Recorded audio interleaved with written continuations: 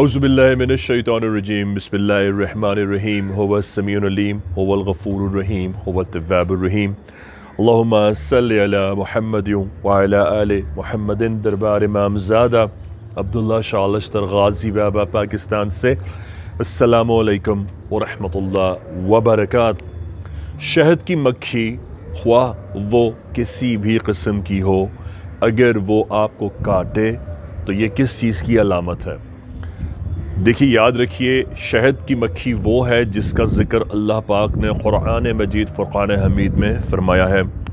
फिर इससे जो शहद हासिल होता है उसका ज़िक्र भी बहिश्त की नेमतों में फ़रमाया है।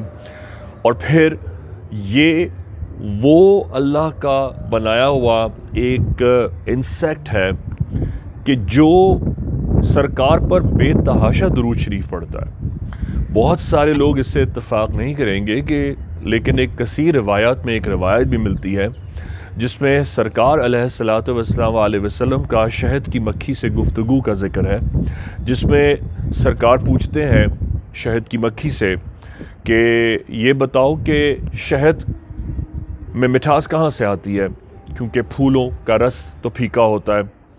फॉर एग्ज़ाम्पल, अगर आप रोज़ एक्सट्रैक्ट करें या डिफरेंट फ्लावर्स के एसेंस को एक्सट्रैक्ट करें और उनका फ्लेवर टेस्ट करने की कोशिश करें तो वो आपको फीका मिलेगा। लेकिन शहद की मक्खी यूनिवर्सली तमाम फूलों पर जाती है और लाख, एक एस्टिमेट के मुताबिक तकरीबन एक कतरा शहद के लिए उसे 1 लाख के करीब फूलों को एक्सट्रैक्ट करना पड़ता है, जब जाके शहद की मक्खी का 1 कतरा मैन्युफैक्चर होता है। अब आप अंदाज़ा कीजिए, इतने सारी मक्खियाँ इतने सारे फूलों पर जाती हैं, जब जाकर एक छोटा सा शहद की मक्खी का छत्ता जो है वो बिल्ट होता है।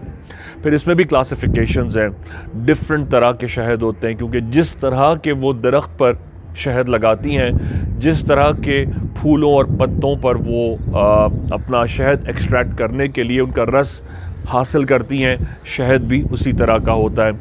इसी तरह बेरी का शहद भी होता है, नीम का शहद भी होता है और बहुत सारी तरह के शहद होते हैं। सो अगर शहद की मक्खी आपको काटे तो ये खुशबख्ती, खुशखबरी की अलामत है।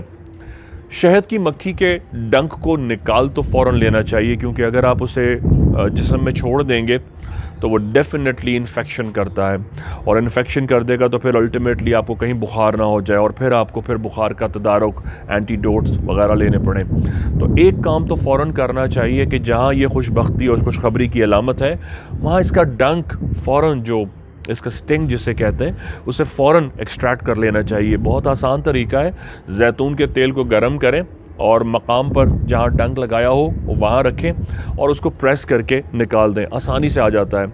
अगर स्टिंग होने के विदिन 10 to 15 मिनट से कर लिया जाए तो स्किन ओवरलैप होने से पहले ही वो वापस आ जाता है। शहद की मक्खी का काटना किसी को भी खुशबख्ती, खुशखबरी की अलामत है। उसे सेम डे, चंद दिन या विदिन अ वीक, 7 डेज़ के अंदर अंदर कोई खुशखबरी ज़रूर मिलेगी। ऐसा भी मुमकिन है, ऐसा भी हो सकता है कि शायद खुशखबरी ना मिले।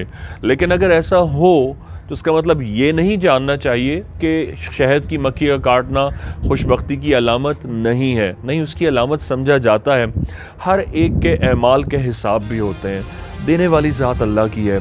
ज़ाहिर है हर इंसान के लिए खुशखबरी के मैनुअल्स होते हैं। और फॉर एग्ज़ाम्पल, यजीद के लिए खुशखबरी हुसैन का सर उतारना था, ये उसकी खुशखबरी का लेवल है।